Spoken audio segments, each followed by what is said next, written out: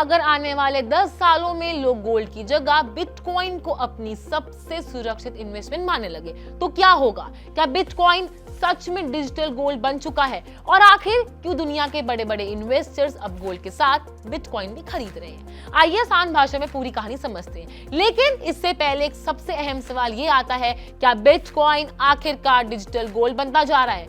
दरअसल पिछले कुछ महीनों में ग्लोबल फाइनेंशियल मार्केट्स में यही सवाल सबसे ज्यादा चर्चा में है। वजह यह है कि अब बिटकॉइन और गोल्ड दोनों पर एक जैसे मैक्रो फैक्टर्स का असर देखने को मिल रहा है। बढ़ता यूएस डेट हो, इन्फ्लेशन की चिंता हो, या फिर डॉलर पर दबाव, या फिर ग्लोबल इकोनॉमिक अनसर्टेनिटी के बीच इन्वेस्टर्स अब बिटकॉइन को भी गोल्ड की तरह एक स्टोर ऑफ वैल्यू के रूप में देखने लगे हैं। दरअसल बिटकॉइन को कई सालों से डिजिटल गोल्ड कहा जाता रहा है क्योंकि इसकी सप्लाई सिर्फ 21 मिलियन कॉइन्स तक सीमित है। ठीक गोल्ड की तरह बिटकॉइन भी एक स्केर्स एसेट है जिसे आसानी से बढ़ाया नहीं जा सकता है। लेकिन अब तक एक बड़ा अंतर यह था कि जब भी मार्केट में पैनिक आता था, इन्वेस्टर्स गोल्ड खरीदते थे, जबकि बिटकॉइन को एक रिस्की एसेट माना जाता था।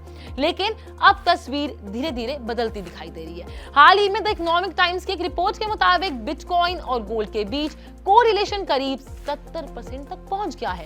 यानी अब दोनों एसेट्स में कई बार एक जैसी दिशा में मूव करते नजर आ रहे हैं। इसका मतलब यह है कि बड़े इन्वेस्टर्स बिटकॉइन को भी इन्फ्लेशन और करेंसी वीकनेस से बचाव के विकल्प के रूप में देखने लगे हैं। इस बदलाव की सबसे बड़ी वजह बनती है इंस्टीट्यूशनल बाइंग। पिछले कुछ समय में स्पॉट बिटकॉइन ईटीएफ्स में लगातार इन्वेस्टमेंट भी बढ़ा है। कई बड़े बड़े एसेट मैनेजमेंट्स, हेज फंड्स और कंपनियां अब अपने पोर्टफोलियो में गोल्ड के साथ साथ बिटकॉइन को भी जगह दे रही है। अब सवाल सिर्फ गोल्ड या फिर बिटकॉइन का नहीं है, बल्कि सवाल ये है कि पोर्टफोलियो में दोनों का कितना एलोकेशन होना चाहिए। इस पर चर्चा हो रही है। इस बीच जेपी मॉर्गन ने भी अपनी हालिया रिपोर्ट में कहा है कि कुछ इन्वेस्टर्स का इंटरेस्ट धीरे धीरे गोल्ड से बिटकॉइन की तरफ शिफ्ट हो रहा है। बैंक का मानना है कि बिटकॉइन ईटीएफ में लगातार फंड इनफ्लोज ये संकेत भी देते हैं कि इंस्टीट्यूशनल इन्वेस्टर्स अब इसे लॉन्ग टर्म एसेट के रूप में गंभीरता से लेने लगे हैं। वहीं कॉइनबेस के सीईओ ने भी कहा है कि बिटकॉइन अब एक सफल डिजिटल स्टोर ऑफ वैल्यू बन चुका है और इसे सही मायनों में डिजिटल गोल्ड कहा जा सकता है।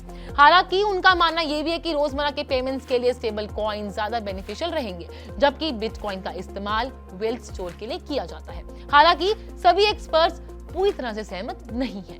कई एनालिस्ट का मानना है कि बिटकॉइन अभी भी गोल्ड की जगह पूरी तरह नहीं ले सकता है। इसकी सबसे बड़ी वजह है इसकी हाई वोलेटिलिटी है। गोल्ड हजारों सालों से सेफ हेवन एसेट माना जाता है, जबकि बिटकॉइन में अभी भी बड़े उतार चढ़ाव देखने को मिलते हैं। मार्केट क्रैश के दौरान गोल्ड अक्सर स्टेबिलिटी देता है, जबकि बिटकॉइन कई बार रिस्क एसेट की तरह गिर जाता है।